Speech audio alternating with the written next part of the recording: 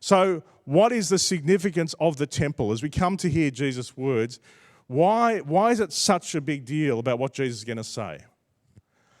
The temple was the point of intersection between heaven and earth. Do you get that? The temple was the point of intersection between heaven and earth. That if you wanted to have a quiet time, if you wanted to pray and talk to God, that's where you needed to go. It was this incredible place where God's yearning to dwell with his people was expressed. Now, we also see in the Old Testament this understanding that God's much bigger than could be expressed in a temple, and he doesn't dwell in anything built by human hands, we see. But there's this sense in which the temple is this incredible place, and at the center of Jewish faith, it is the center of existence. And so you start to understand people, the profound disturbance people would hear when they hear Jesus' words next, where he says, "Do you see all these things? Truly I tell you, not one stone here will be left on another.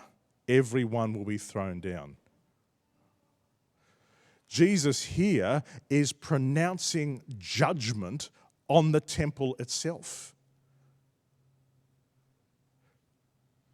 Jesus is pronouncing judgment on the temple itself. And what we know from history, it would only be 40 years later that would come true. That the temple itself would be physically destroyed.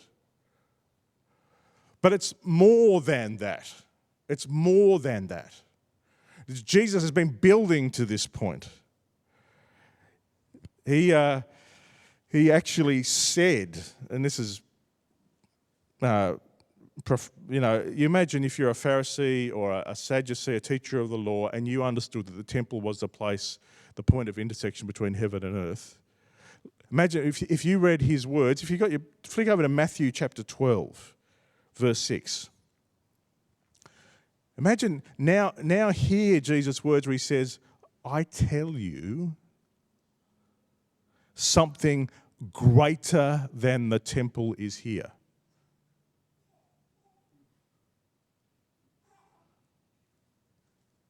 If you'd known what these words meant, "I desire mercy, not sacrifice," you wouldn't have condemned the innocent.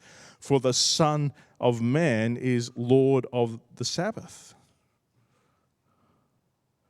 See, here, for Jewish people, you something greater than the temple is here? More than that, he actually says, John chapter 2, right up, if you've got John chapter 2, right up front. The Jews say to him, this is right at the start of John, "What sign can you show us to prove your authority to do all this?" Jesus answered them, "Destroy this temple and I'll raise it again in 3 days." They replied, "It's taken 46 years to build this temple." They knew exactly that's how long it took Herod to rebuild it. And you're going to raise it in 3 days? What's he saying?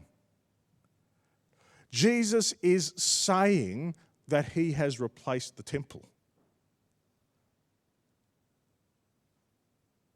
All the functions that happen in the temple are now happening in and through him. He is the point of intersection between heaven and earth. Now, there's a thing that many Western readers of the Bible miss. You see, there is in the first temple, there's this beautiful moment that the glory of the Lord comes and settles in the temple as it's dedicated by Solomon. And then there's this tragic moment in the book of Ezekiel where we see the glory of the Lord leaving the temple. But do you know what? It has not, even though there's a second temple, there is no recording of the glory of the Lord coming back. And most Jewish people saw themselves as still being in exile. waiting for the return of the glory of God, waiting for the return of God's presence in the temple. And that's why, again, we will often overlook the significance of words because they're in English. But if you look at John chapter 1, as John introduces the whole idea of Jesus and what he's about, it says, the Word became flesh and made his dwelling among us. Do you know what in Greek the word for dwelling there is? The word tabernacle. It's the same word.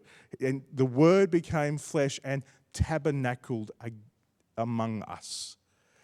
And what is that? What was the significance of that? We have seen his glory. The glory of the one and only Son who came from the Father, full of grace and truth. You see this double nature of who God is: justice and mercy and compassion, grace and truth. Jesus is the representation of who God is, and the longed for, what the Jewish people missed, is that the glory of God did return to the temple. They just weren't expecting it to look like a Jewish man.